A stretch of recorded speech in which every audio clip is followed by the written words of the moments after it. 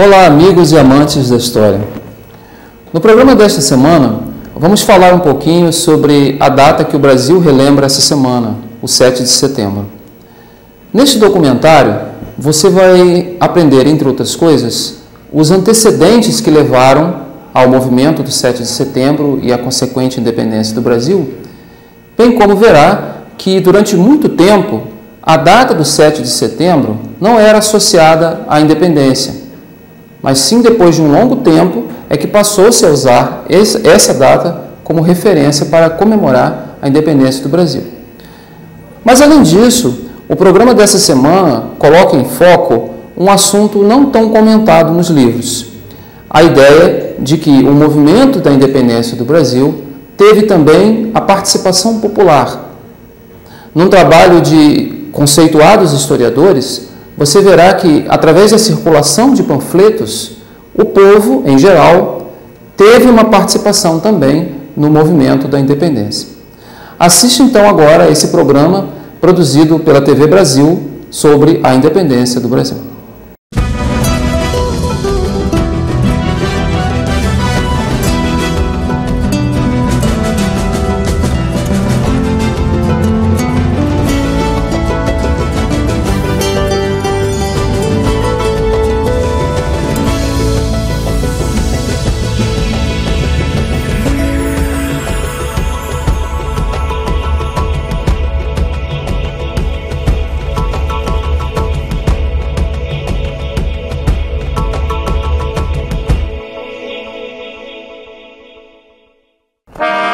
O grito que não está nos livros.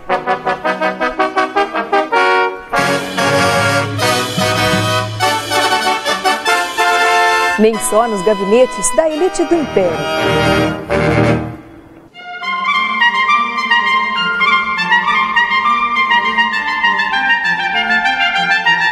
Você vai ver o que historiadores descobriram sobre a independência do Brasil em 15 anos de pesquisa.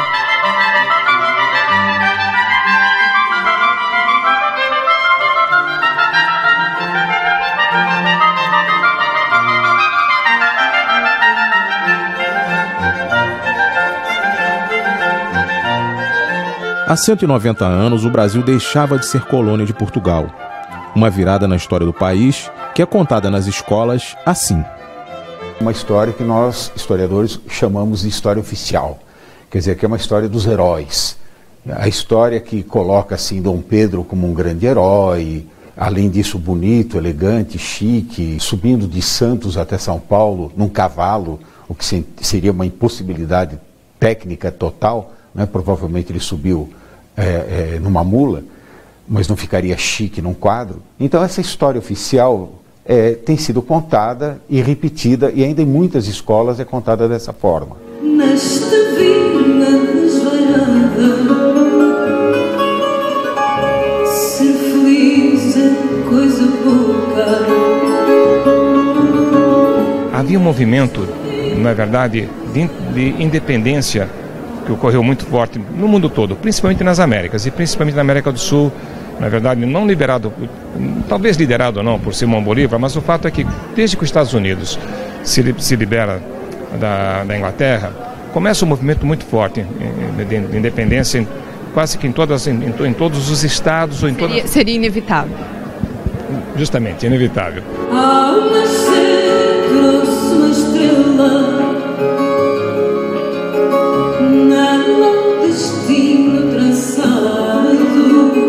Em 1806, Napoleão Bonaparte decretou o bloqueio continental. O objetivo desse bloqueio era arruinar a economia da Inglaterra, principal rival dos franceses. O decreto exigia que os países europeus deixassem de comerciar com a Inglaterra, fechando seus portos aos navios ingleses. Como Portugal e Inglaterra eram grandes parceiros comerciais, acatar o bloqueio significava grandes prejuízos para a economia portuguesa. Além disso, Portugal temia que, acatando o bloqueio, poderia sofrer represálias inglesas. Em 1807, com o risco da invasão do país pelas tropas francesas comandadas por Napoleão, o príncipe regente Dom João resolve fugir com sua família e a corte portuguesa para o Brasil. Dom João VI realizou uma administração bastante interessante para o Brasil. Em 1815, elevou o Brasil à categoria de Reino Unido a Portugal e Algarves, o que acabou dando autonomia administrativa para o Brasil. Apesar de tudo isso, Dom João VI acabou por enfrentar, em 1820, um golpe que vinha de Portugal. Estourou em Portugal a Revolução Liberal do Porto, que exigia a volta imediata do rei para a metrópole. Em abril de 1821, o rei voltou para a Europa, obedecendo às determinações das Cortes de Lisboa, deixando em seu lugar Dom Pedro como príncipe regente do Brasil. Eu acho que essa história pode ser contada de uma forma crítica, de uma forma analítica, porque a história pode ajudar os alunos a pensar. Nunca uma história decorativa ou uma história que procura mostrar apenas os grandes heróis da pátria. Por isso é que o Estado surgiu não como decorrência do desenvolvimento da nação, e sim como um certo estalo de elites. Os portugueses não aguentavam mais os mandos e desmandos da Inglaterra com relação aos assuntos portugueses. Eles utilizavam quais os meios para atingir os seus objetivos? Jornais. Os panfletos descobertos em bibliotecas do Brasil, Portugal e Estados Unidos chegam para dar uma outra versão da história da independência. O importante em relação aos panfletos mostra um processo político com ampla participação popular e de gente que não era da elite intelectual. Jornalistas, gente que qualquer um, e muitos desses panfletos manuscritos com português totalmente errado. Então, um envolvimento grande da população é que faz com que, né, o processo de independência apareça como algo com um conteúdo popular forte e não apenas, né, de um lado Dom Pedro I, né, como herói ou como vilão da história. Em muitas escolas dá-se o ensino acrítico, que a gente costuma chamar, um ensino que não faz uma reflexão sobre as realidades. Então aparece realmente aquele Dom Pedro com cara de Tarcísio Meira do filme Independência ou Morte, não é? Independência ou morte! Você vê Dom Pedro como um vilão ou um herói? Como um herói, sem dúvida nenhuma. Eu acho que tem que fazer uma pesquisa mais aprofundada para saber responder essa questão. Não teve nenhuma atitude assim vilanesca de penalizar a população, não. Não é vilão nem herói, ele tomou uma decisão pessoal, movida por motivos políticos.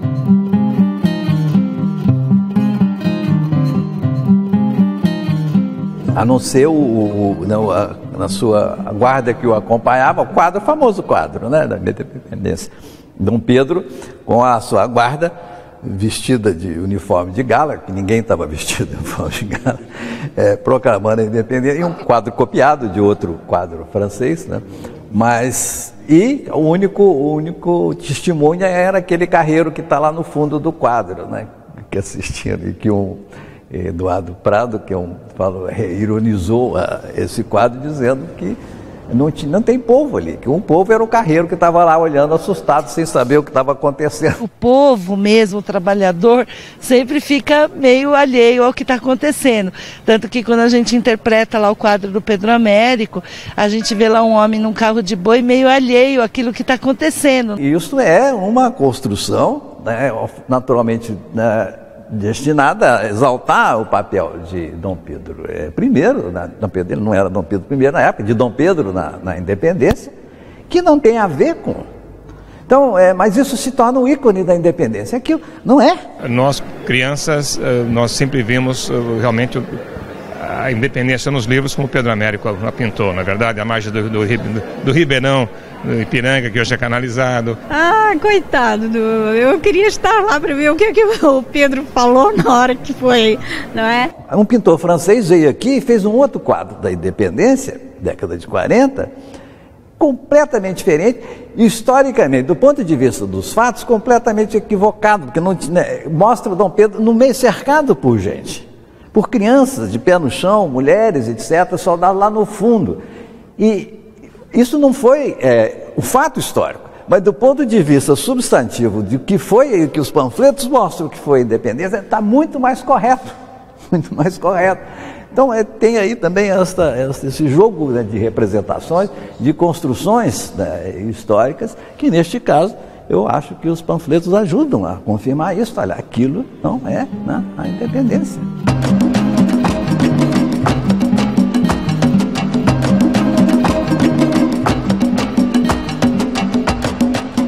Nós começamos buscando os panfletos de 1820 até 1823, quer dizer, 2 anos antes da independência até 1 ano depois desse processo de independência.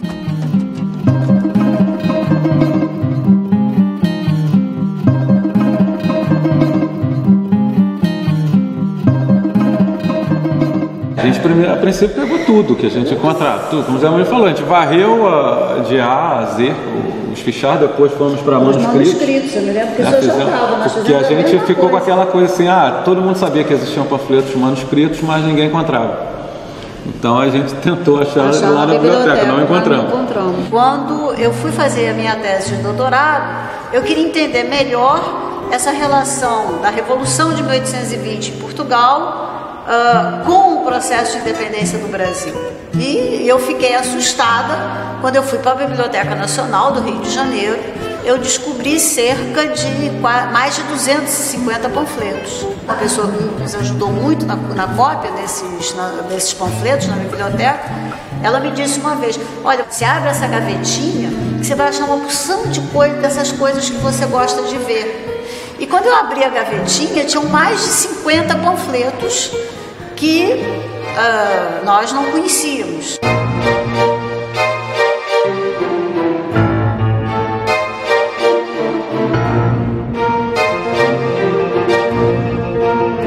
Há uma coleção de jornais na Biblioteca Nacional coletados desde o início. O panfleto nunca houve esse levantamento. Depois que Lúcia descobriu essa mina, por exemplo, eu e Marcelo fomos para a biblioteca e literalmente fomos nas fichas, passamos todas as, não sei quantos milhares de fichas das obras raras do setor de obra, passamos de uma até a última, varremos aquilo completamente. A maioria não tem autor, então você não pode buscar por autor. Você não tinha os títulos, você não pode buscar por título, então não tem como buscar no catálogo. Então a única maneira foi esta de fazer um levantamento realmente exaustivo, de começo ao fim. Armida, despietada, com a força do abisso, rapita il carrocello dei miei contenti, e qui col dolce eterno viva mi tiene. O que a gente sabe é que tem um ambiente de agitação política muito grande e há movimentos de rua, sobretudo os panfletos manuscritos. Estes movimentos de rua, é óbvio que nós temos indicações de que pessoas liam esses panfletos em casa, ou esse aqui, os impressos, mas na rua, que as pessoas liam, as pessoas ficavam lá ao redor ouvindo. Manifesto do Povo do Rio de Janeiro sobre a residência de Sua Alteza Real no Brasil.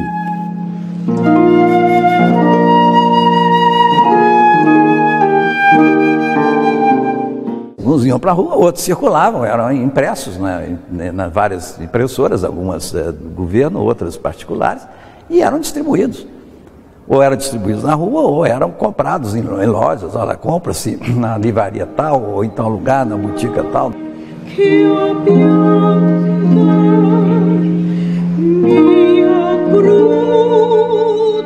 que nos chama a atenção, em termos de conteúdo, são as ideias novas, as ideias, quer dizer, não tão novas, mas as ideias liberais, as ideias constitucionais, uma vez que nós não tínhamos um governo liberal, nós tínhamos um governo absolutista, um governo onde o soberano, o Dom João VI, né, no caso, governava com plenos poderes.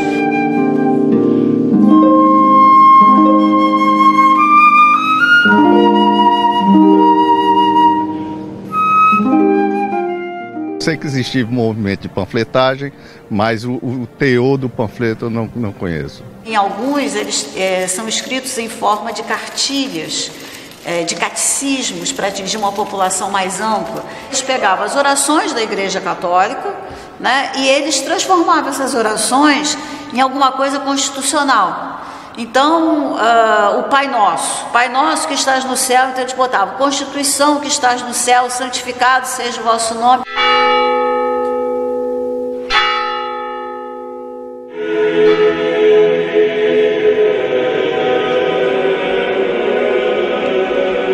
Gloria in excelsis Deo.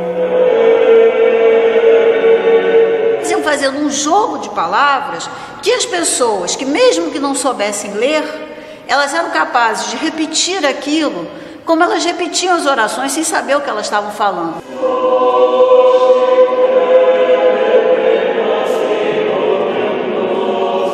Elas chegavam agora, elas se transformavam em cidadãos, alguns, e elas não sabiam como agir, né, nesse novo patamar da cidadania.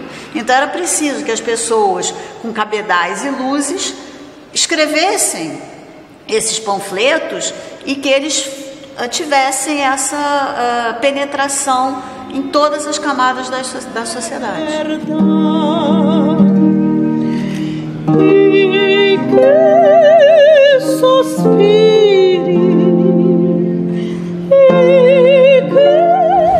Quem escrevia estes panfletos? Olha, é uma variedade muito grande. Alguns eram jornalistas, outros eram pessoas de várias ocupações, militares, havia militares, provavelmente, né? Padres, muito de padres. Padres escreviam muito. Alguém que tinha um pouquinho de letras, nos impressos que eu estou dizendo. Os outros não, os manuscritos era qualquer um. Qualquer pessoa que sabia escrever alguma coisa, eu nem sabia escrever direito, não estava lá. Mas, é claro, os impressos não, porque a pessoa tinha que ter capacidade, inclusive, para levar numa gráfica para mandar imprimir.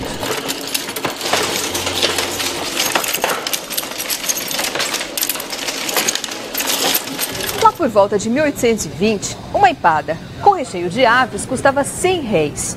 Meio quilo de linguiça, 280.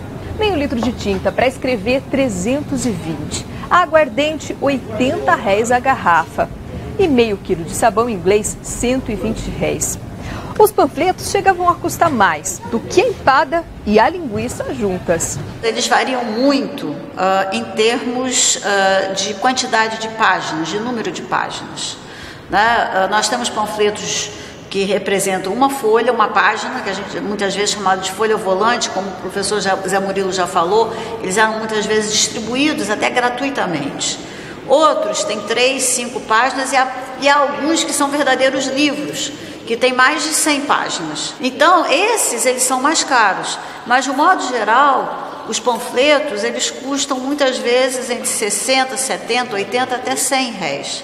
Então, era alguma coisa que era compatível para pessoas de diversos níveis da sociedade de comprarem esses panfletos. E era alguma coisa que devia ser um bom negócio, porque nós temos muitos anúncios nos jornais sobre a venda dos panfletos. Ele tinha sucesso porque ele era muito comentado, inclusive comentado pela intendência de polícia. Se preocupava com essa leitura pública dos panfletos. E provocou esses movimentos de rua. Isso significava, na época, anarquia, a desordem, o que não era desejado pelas autoridades do governo.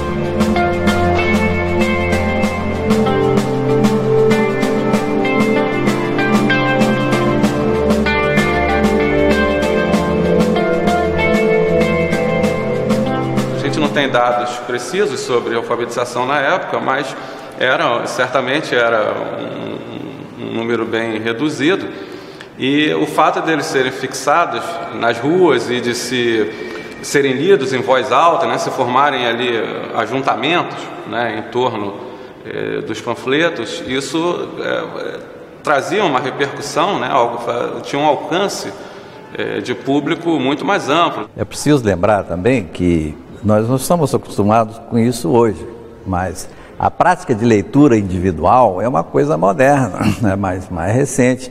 Há estudos, inclusive, sobre a Europa que mostram claramente que a prática comum era a leitura coletiva, inclusive dentro das casas. Quer dizer, alguém pegava um livro e lia para os outros.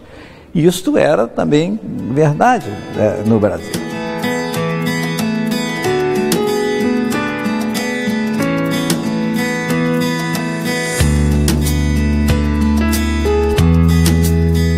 Então, mesmo os panfletos impressos, nós temos indicação disso, caso que uma pessoa pegava esses panfletos, levava para casa, juntava um punhado de gente e lia esses panfletos coletivamente. Não só esses de rua, que eram lidos, mas também nas casas, em lojas, em boutiques, etc. Havia este procedimento de leitura coletiva. O que você sabe sobre o chamado Dia do Fico? Geral da nação, diga ao povo que fico, isso aconteceu. Se foi herói ou vilão, a gente tem que pensar que ele teve seu mérito, teve seu papel histórico, né? E que ajudou, querendo ou não, a pelo menos a gente ter essa independência formal, né? Que foi um grande passo para a gente conseguir a nossa independência de direito também, né? E as mulheres nessa história da independência? Daqui a pouco.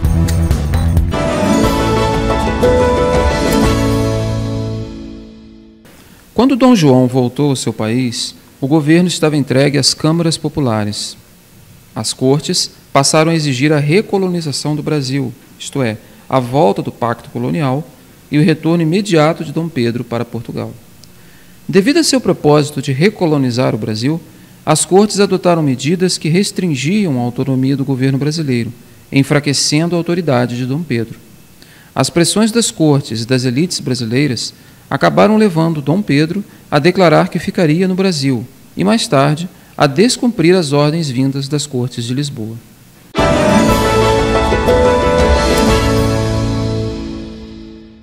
Como é para o bem de todos e felicidade geral da nação, diga ao povo que fico, isso aconteceu no dia 9 de janeiro de 1822, data que o brasileiro jamais esqueceu.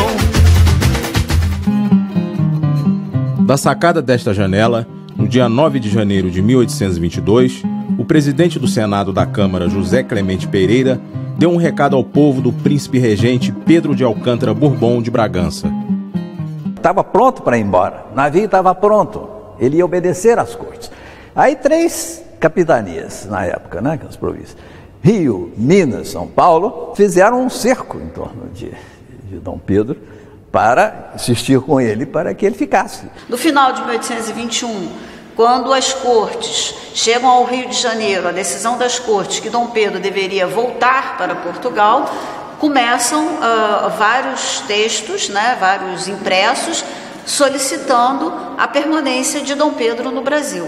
Até porque em alguns é interessante, porque eles diziam que a ida de Dom Pedro para Portugal levaria ao processo de separação. E a permanência de Dom Pedro, que era no fundo herdeiro da coroa portuguesa, né, que era o filho mais velho de Dom João, a permanência aqui para alguns daquele momento seria a possibilidade de se manter um Reino Unido, embora com plena autonomia em relação ao Brasil.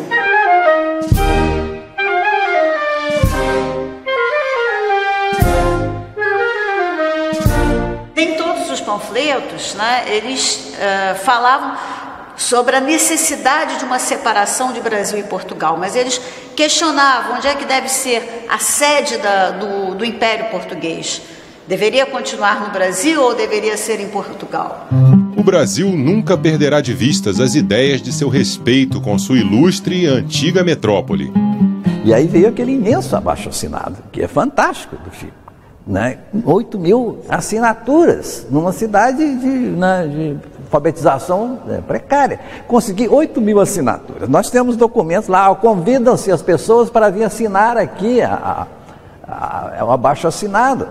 E é uma mobilização em termos relativos, em relação à população da capital e ao mundo alfabetizado, era muita gente. Cercaram Dom Pedro para, não, você vai ficar aqui. A sua presença aqui é fundamental, inclusive para manter as capitanias unidas. Porque, veja bem, sem essa figura de um monarca, com a legitimidade que tinha a monarquia, podemos imaginar perfeitamente que não haveria o Brasil de hoje. Cada capitania ia para o seu lado. Quer dizer, Pernambuco claramente fez depois. Bahia, Pará, pelo menos, nós teríamos aqui, digamos, 5 países, né, em vez de um. O rei e a família de Bragança devem voltar a Portugal ou ficar no Brasil? Se Dom Pedro voltasse para Portugal, isso poderia detonar um processo de independência, né? Mas, a princípio, a ideia era que ele fosse aqui o garantidor da fórmula do Reino Unido. Só conforme vai chegando aqui no Brasil notícias das medidas que vinham sendo tomadas na corte, inclusive sendo mais taxativas na volta de Dom Pedro, é que então se começa a acenar mais claramente com a solução da independência, como ruptura. E há também algumas controvérsias nos dizeres que saíram do FICO, né? A resposta, como é para o bem de todos, a felicidade geral da nação, digo ao povo que é o FICO, que é a resposta clássica. Há documentos que antes ele teria feito uma resposta um pouco, Dom Pedro teria feito uma resposta um pouco mais atenuada, dizendo que ficava, mas logo depois foi impressa essa outra ideia de que, para o bem de todos, ele permaneceria no Brasil. Então, acho que isso mostra também um pouco aquilo que já foi comentado aqui, da própria indecisão, aquilo que o Zé Murilo disse, o navio já estava pronto para Dom Pedro ir embora, quer dizer, então houve uma pressão e ele ficou um pouco até no início indeciso da tomada de posição dele. O primeiro era o fico pero no mucho, né? A segunda era... É claro que aí o pessoal em torno dele, pessoas que eram favoráveis e, eventualmente, a própria mulher, a própria Leopoldina. Mas não é oficial isso. A primeira resposta não foi oficial, não foi divulgada. A segunda é que se tornou oficial e é a clássica até hoje. Armida, desvietata, com a força do abisso, rapita il carrocello de miei contenti. Na realidade, o Brasil não existia. Você existia uma colônia portuguesa com vários centros de importância econômica e política. Você tinha o Pará no norte, quase tudo na costa, com exceção de Minas, no interior, Recife, Bahia, Rio de Janeiro e Minas, em Ouro Preto. Então, isso aí era um arquipélago. Então, é uma ficção falar em Brasil. Os homens que os brasileiros têm necessidade são ingleses, alemães, holandeses, franceses, suecos, italianos, porque os países que eles habitam são cheios de fábricas que manufaturarão todos os objetos inimagináveis, não só perfeitamente, mas muito baratos.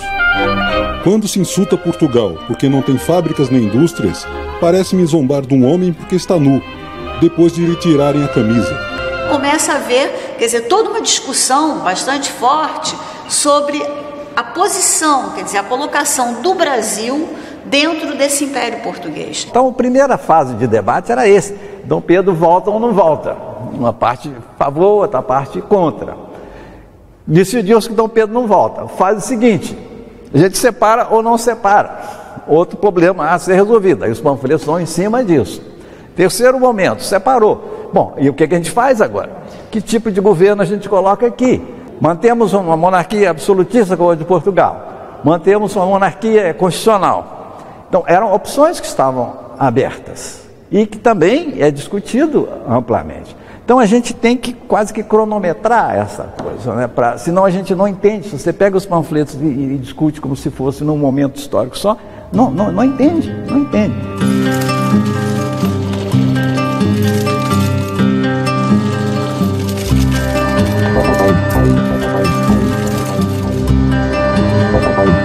Também fazia sucesso um panfleto especialmente dedicado aos corcundas. Não é nada disso que você pode estar pensando. Vários tipos de corcundas que existem no mundo. Deve ser alguma coisa que está surgindo agora no mundo um pouquinho mais, digamos aí, mais moderno, no mundo cibernético da história, porque eu realmente, nem na faculdade, ouvi falar sobre os corcundas. Corcundas, na época, era uma expressão que, de início, ela foi utilizada para identificar aqueles que eram partidários do absolutismo. Me vem à cabeça algo, né, de monarquia, algo de rei, de antiguidades, corcundas, algo meio político. Mas por esse nome eu não conheço, não. E se dizia que eles eram corcundas porque eles eram tão servis às pessoas que eles se abaixavam e criavam uma corcova nas costas. Dicionário corcundático, explicação das frases dos corcundas. Dicionário de corcundice? Sei.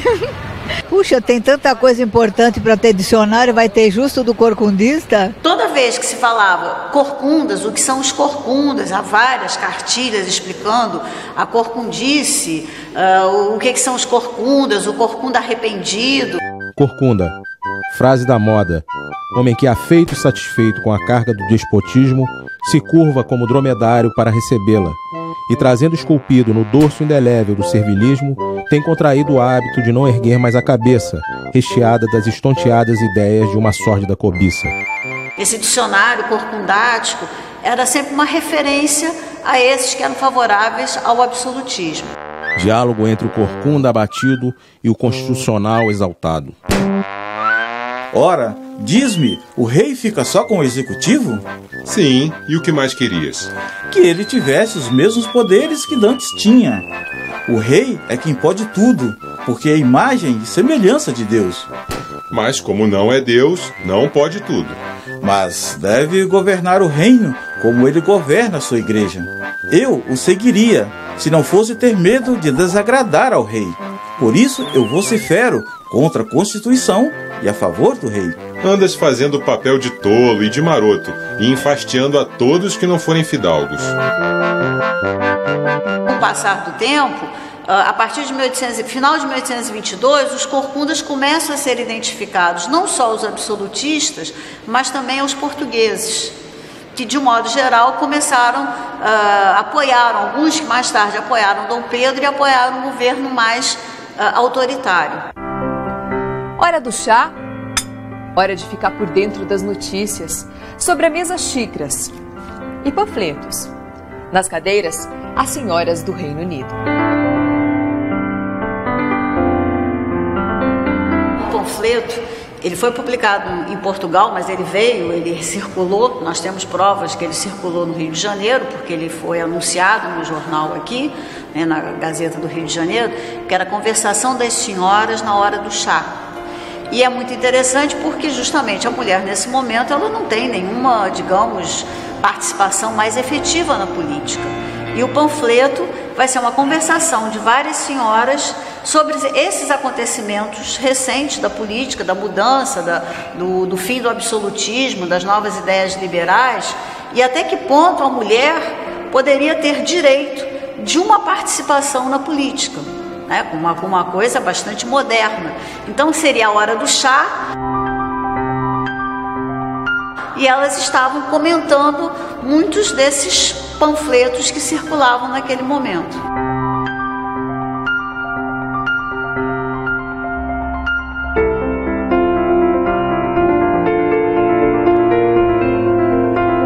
E a participação das mulheres? Era só na hora do chá? Elas não tinham direitos políticos? As mulheres não votavam, as mulheres não tinham direito de voto. Né? Não estava proibido explicitamente, não. Né? Que nós, a base da nossa Constituição era a Constituição de Cádiz, que era a Constituição espanhola de 1812. Mas na prática não. Elas não votavam. Não votavam. Não podem, mas dava como óbvio que não deviam votar. Mas há algumas coisas interessantes, por exemplo... há um panfleto de 1823 que é um requerimento que as mulheres fazem a Dom Pedro. Já tivemos o processo de independência e são mulheres brasileiras que requerem a Dom Pedro que os seus maridos, que são portugueses, adquiram o direito de serem brasileiros porque são casados com elas. E que muitas vezes eles estão sendo perseguidos porque são portugueses. Então mostra de alguma forma que embora não haja um engajamento, né, além daquelas heroínas famosas, mas mostra alguma participação. Há um dado interessante, que é um baiano, que é o Domingo Borges de Barros, que é o pai da futura Condessa de Barral, que tem uma atuação no segundo reinado, né? E ele vai fazer uma proposta nas Cortes de Lisboa que a mulher, mãe de mais de 7 filhos, ela pudesse votar, porque ele diria que essa mulher já teria dado a sua contribuição, né, à pátria, porque ela teve vários filhos que podem lutar pela pátria. Quando isso vem à tona na discussão das Cortes de Lisboa, o Manuel Fernandes Tomás, que era o líder, né, português desse movimento liberal de 1820, e outros deputados portugueses, eles dizem que aquilo não é pauta nem de discussão, que aquilo tinha que ser retirado inteiramente da pauta das Cortes.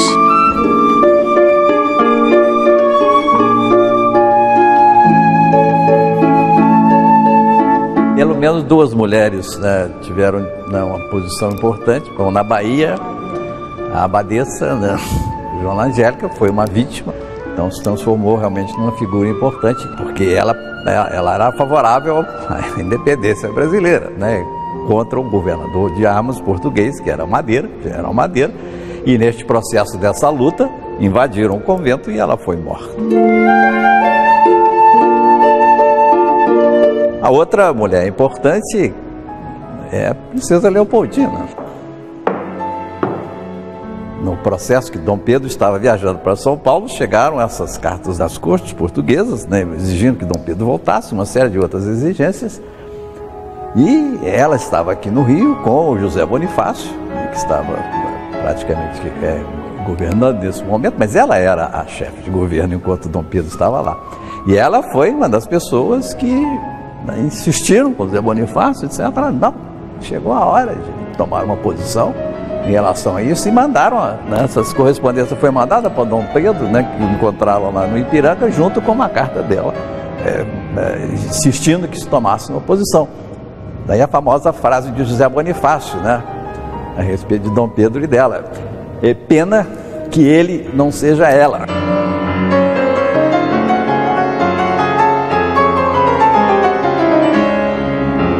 Eu acho que, com toda a polêmica em torno da pessoa dele, eu acho que foi certamente uma grande figura. Eu acho que esse título que lhe foi dado, né, Patriarca da Independência, é justo. Se não me engano, eu li que a independência do Brasil foi às custas de José Bonifácio. Por quê? Porque ele era o conselheiro de Dom Pedro I. Parabéns, brasileiros, já escrevendo essas instruções para os deputados paulistas nas cortes. Ele redigia os documentos para o exterior, ele certamente pautava o Dom Pedro. Tanto que a amizade entre os dois foi muito grande. E ele foi realmente dando, quando ele percebeu essa atitude das cortes, ele foi dando os rumos que se devia seguir, em direção à independência. Passou boa parte da vida dele em Portugal. Ele era uma figura do topo da elite luso-brasileira em Portugal. Quando ele se despede da academia e vem para o Brasil, no discurso ele fala: eu vou para o Brasil ajudar a construir um grande império. Veja bem, a palavra império, né, era um reino em Portugal, né? O império era todo o conjunto. E a palavra ele já estava usando.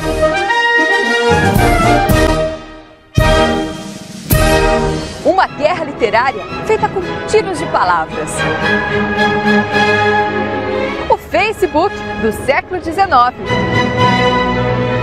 Mais revelações sobre a história do Brasil daqui a pouco.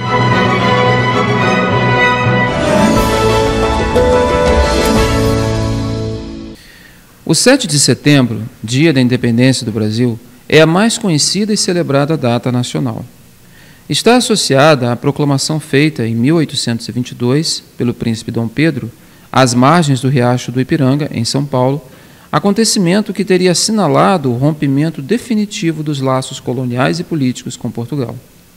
Entretanto, o episódio do Ipiranga não teve repercussão no momento em que ocorreu, pois a separação do reino europeu não era uma decisão consensualmente aceita pelos diferentes segmentos da sociedade na época.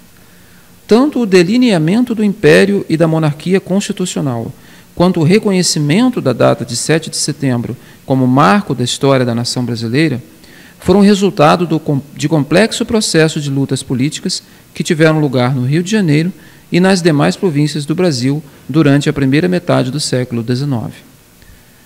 Após 1860, a data começou a ganhar importância no calendário de comemorações oficiais do Império, período em que também foram erguidos monumentos em homenagem à fundação da nacionalidade. Em 1862, foi inaugurada a estátua equestre de Dom Pedro I, na atual Praça Tiradentes, na cidade do Rio de Janeiro, em honra aos 40 anos da independência e a Carta Constitucional de 1824. Entre 1885 e 90, realizaram-se, na cidade de São Paulo, as obras de construção do Monumento do Ipiranga, palácio de feições renascentistas, edificado no suposto local do famoso Grito, e que, após a proclamação da República, passou a abrigar um museu paulista, popularmente conhecido como Museu do Ipiranga. Especialmente para ornamentar esse edifício, Pedro Américo confeccionou, entre 1886 e 88, o painel Independência ou Morte, imagem emblemática do 7 de setembro. Com a organização do regime republicano, esse dia passou a figurar como a mais significativa data da história brasileira, sendo festejada anualmente com desfiles militares e outras manifestações. Essas tradições celebrativas se consolidaram em 1922, por ocasião do centenário da independência, momento em que foi oficialmente instituído o hino nacional cantado até hoje.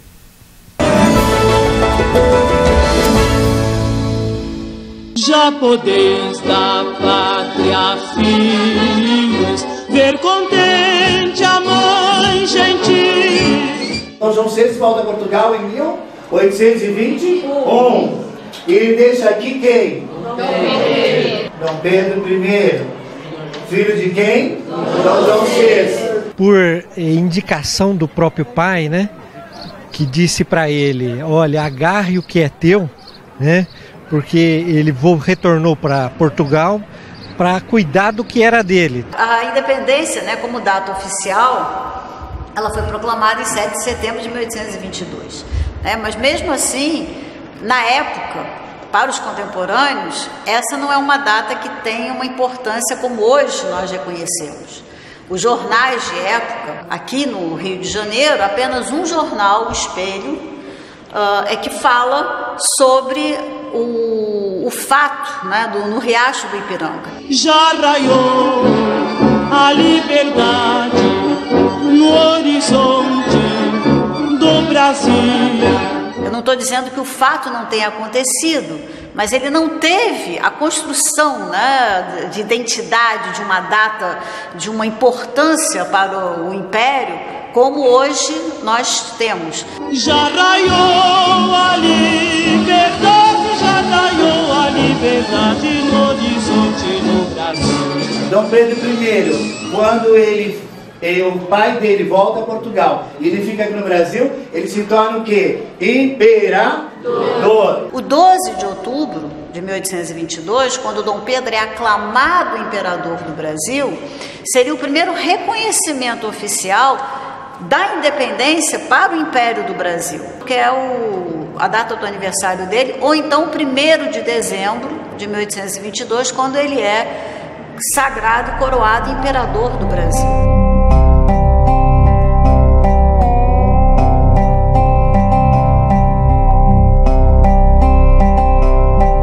Bahia, 2 de julho, no Pará vai ser mais tarde, 2 de julho de 1823, né? 23, né? É um ano depois. Até hoje o 2 de julho é comemorado. Né? Até hoje, o 2 de julho é a data nacional da independência para a Bahia. Hipólito da Costa, no Correio Brasiliense, ele não considera o 7 de setembro, ele fala da convocação da Constituinte no Brasil, que é em 1º de junho de 22, a convocação.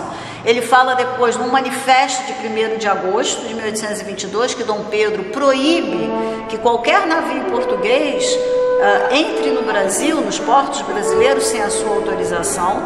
Há também 2 manifestos de 6 de agosto, um redigido pelo José Bonifácio, outro pelo Gonçalves Ledo. Esses manifestos, de alguma forma, são declarações, entre aspas, de independência, porque eles declaram os povos e as nações amigas que o Brasil passa a ter uma autonomia, embora ele não queira romper os laços de amizade com seus irmãos portugueses.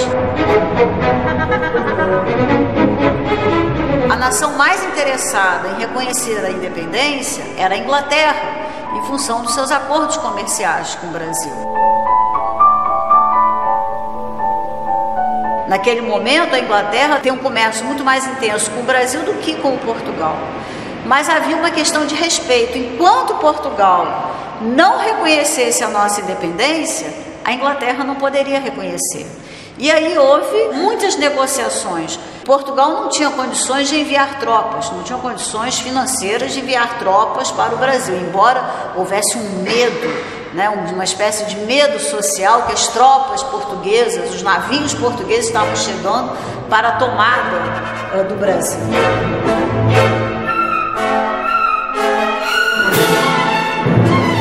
E por fim, somente em 1825, pelos tratados de agosto de 1825, é que Portugal reconhecia a independência. Pelo tratado, não é o Brasil que adquire essa independência, é Portugal, no caso Dom João, que quase que pela sua magnanimidade, que vai conceder a soberania e essa independência ao Brasil. E em troca de um dinheirinho, ele recebeu uma boa quantia para pagar os seus empréstimos. Inclusive, nesse tratado está negociada a própria questão da Biblioteca Nacional, a Biblioteca do Conde da Barca, e também o direito que Dom João teria de assinar como imperador do Brasil. Era um título, digamos, honorífico. Era um título honorífico, mas foi um título que Dom João manteve até o momento que ele faleceu. Todos os documentos que ele assina em Portugal, depois de 1825 até seu falecimento em 1826, ele aparecia como rei de Portugal e imperador do Brasil. A Carlota Joaquina, ela passa uma procuração para os seus filhos, para realizar o inventário, e ela se assina como imperatriz do Brasil.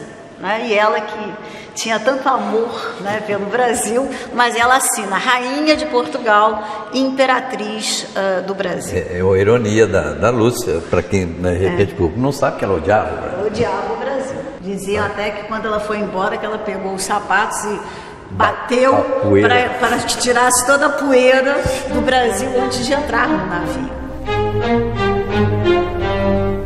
Brasílico brasiliano, menos brasileiro. Que isso não era um tratamento digno para um filho nascido no Império do Brasil. Porque brasileiro, o que é? É um comerciante de pau-brasil. Então, brasileiro originalmente significava igual ferreiro, carpinteiro, é um comerciante de pau-brasil. Me surpreende. Eu não imaginei que havia assim, uma distinção pró ou contra, nem imaginei. Então eles assinam um brasileiro europeu, um brasileiro português. Quer dizer, não havia uma definição do que é ser português, do que é ser brasileiro. Não havia nenhuma unanimidade em relação a essa palavra, porque brasileiro era nome feio. Não era Império Brasileiro, era Império do Brasil. Eu até já sabia dessa história, mas como o brasileiro já caiu no popular, então não vejo, acho que já se adaptou e não vejo mais problema, entendeu? Tem um documento que eu li dos jesuítas, em São Paulo, no século XVII, que houve uma briga dentro de um convento jesuíta, porque um jesuíta chamou o outro de brasileiro, que era uma ofensa. Você prefere ser chamado de brasileiro, brasílico ou brasiliano? Brasiliano. É mesmo? Por quê? Por causa da minha descendência italiana. Mais bonito que brasileiro? Mais bonito que brasileiro. Mas eu sou brasileira, eu torço para brasileira, né? Mas acho que o brasiliano ficaria mais bonito assim, a palavra, né? Não, pra mim tá bom brasileiro. Mesmo que fosse pra mexer com o pau-brasil, não tem problema não. Isso foi antigamente, hoje não é. Brasileiro, né? Mais bonito? Brasileiro, poxa. O Brasil é realmente o meu país. Eu nem diria que é meu segundo país, é difícil. Acho que eu tenho 2 primeiros países, Portugal e Brasil. A alegria de viver e o bem-estar dos brasileiros desperta nos portugueses um certo deslumbramento.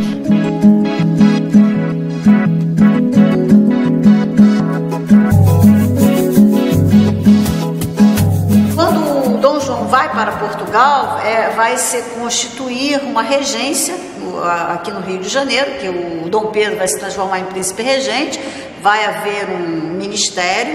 Os documentos mostram que o Conde dos Arcos, num primeiro momento, ele ocupa um lugar de uma espécie de conselheiro também de Dom Pedro. E alguns acusam até que algumas medidas mais autoritárias do Dom Pedro, quando vai ter a repressão, o movimento da Praça do Comércio, em 1821, que eram um pouco, digamos, insufladas pelo Conde dos Arcos.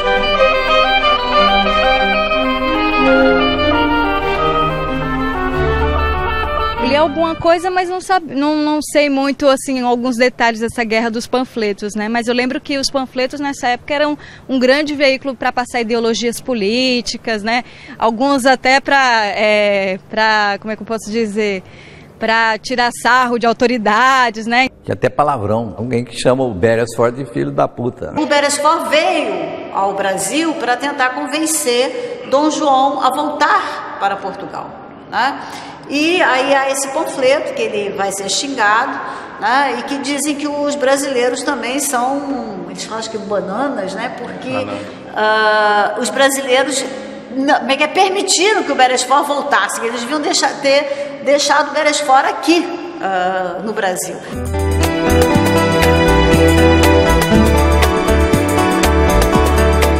O panfleto, ele tinha um dado interessante, porque ele era ágil para a veiculação das notícias, né? Era muito fácil, você imprimia, quer dizer, fácil entre aspas, mas você imprimia um panfleto e muitas vezes vinha uma resposta, vinha a réplica, a tréplica, quer dizer, era alguma coisa que agilizava a informação. O panfleto, pela sua agilidade na época, era podíamos chamar do Facebook da época. Deviam ter bastante críticas, né?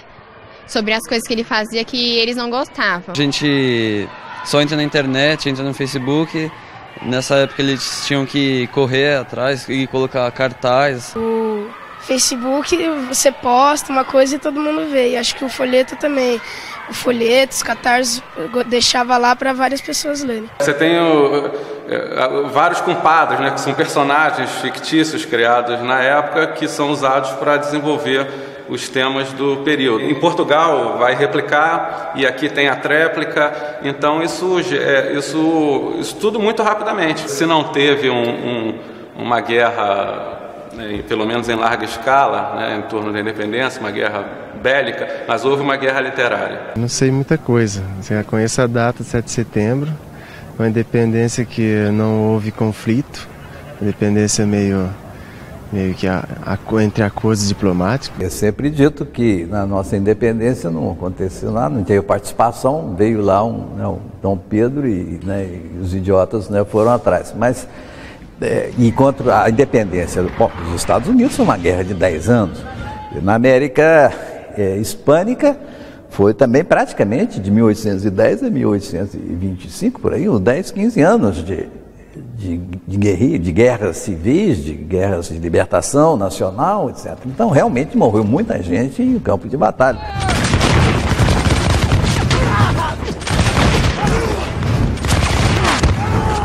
E a nossa era um pouco desprezada. Pelo menos, né, houve alguns episódios, sim, certamente na Bahia.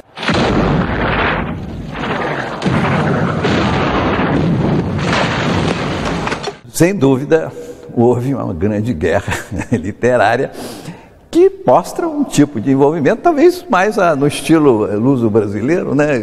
Sem dar muito tiro. Eles também falavam de guerra das penas, né? Porque você escrevia com a pena. Então é uma expressão também de época que mostra esse lado, quer dizer, ativo, né? Esse lado mais, não é violento, mas mais ágil e mais também de movimento do que aparentemente é uma independência morna, quer dizer, uma independência que chegou Dom Pedro no Riacho de Ipiranga, pegou a espada e disse independência ou morte e acabou. E a questão não é essa. Dom Pedro, empunhando a sua espada, proclama a independência do Brasil. Romper com a ideia que você tem muito cristalizada na historiografia acadêmica, em livros didáticos, né, de uma independência fajuta, né, uma independência muito restrita, sensal. Dom Pedro aparecia como, pela historiografia monarquista, como herói da independência. A historiografia republicana era o bandido da independência. E era Dom Pedro.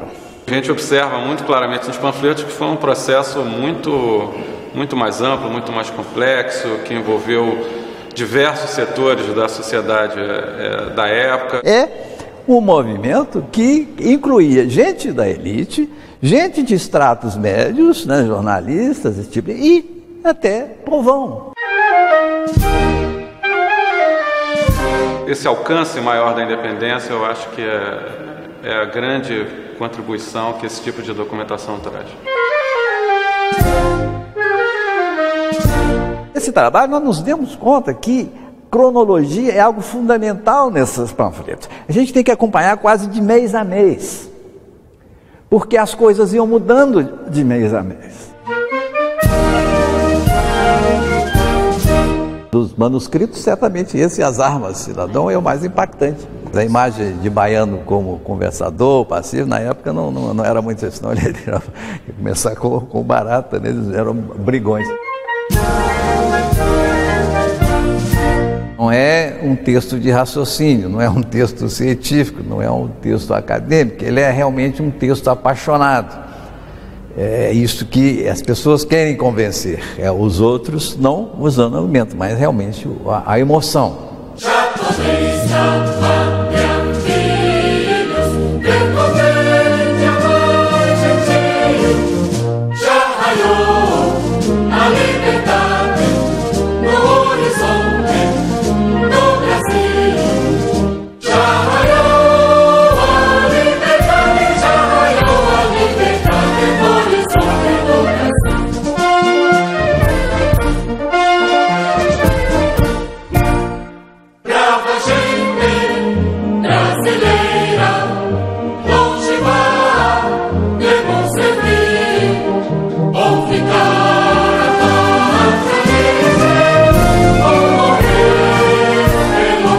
7 de setembro. Não há como falarmos dessa data sem lembrarmos do Museu Nacional. A perda irreparável que o Brasil sofreu no último domingo demonstra o descaso que as autoridades têm com a preservação da memória no Brasil. Esse programa encerra-se agora com essa reflexão. O que podemos fazer para preservar o que ainda temos de memória, para que não se perca para as futuras gerações tanta riqueza de informações e tantas coisas que nos lembram do nosso passado e nos ajudam a vivermos o nosso presente e pensarmos no futuro. Até o nosso próximo programa.